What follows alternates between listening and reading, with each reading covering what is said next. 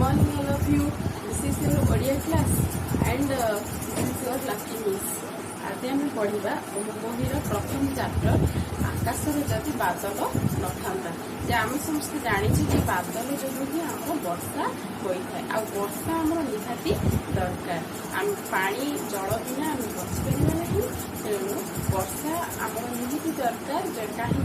जल आम सीना आम घर घर आम पा ट्यूबवेल पा पारे कि आम जो बाहर जो मैंने रही पशु पक्षी वृक्षलता एम समस्त जलर बहुत आवश्यकता रही से खरा दिन जो नदी पोखरी आदि सब कौटी जल न था तो वर्षा जल ही नदी पोखरी आदि जलर परिपूर्ण होता है कि से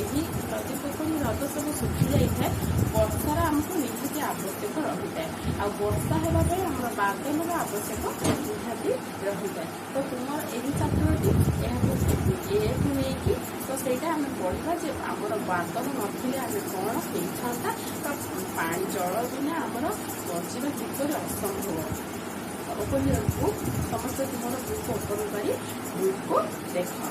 आकाश जदि बादल नथा किए से छिंचता ए सारा जगते सुंदर बरसा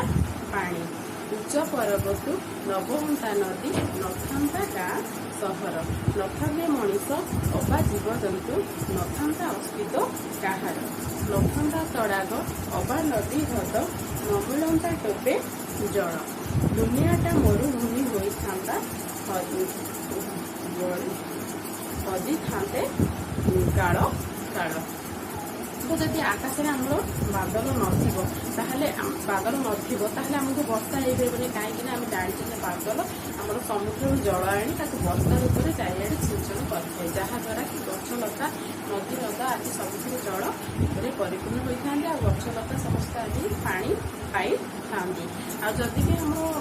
वर्षा हुआनी बादल जदि हुआनी तो आम उच्च पर्वत जो नदी मैंने बही आसी भी बही नथाते जहाद्वारा कि आम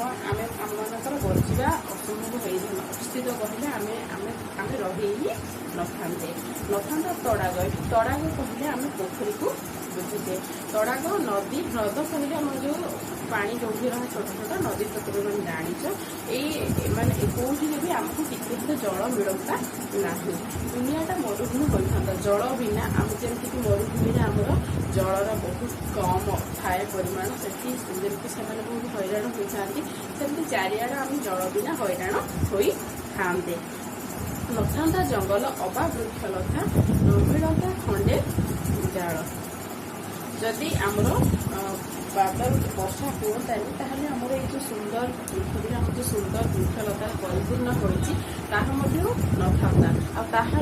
जो आम पशु पक्षी मैंने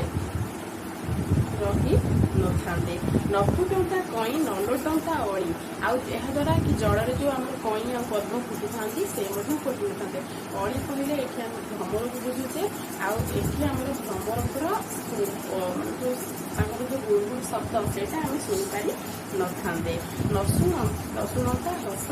रोल नहुता चाष न मिलता बास नफुटता हसे मुख्य तो जदि आमर बादल नथो वर्षा न हम आम जो चाष होचे चाष ना जहाद्वारा कि आम खाईपर ना रही जगह पाइबा बंची पारिबा नाही नजलंता चुली खाली मरुआली नथाते कि आम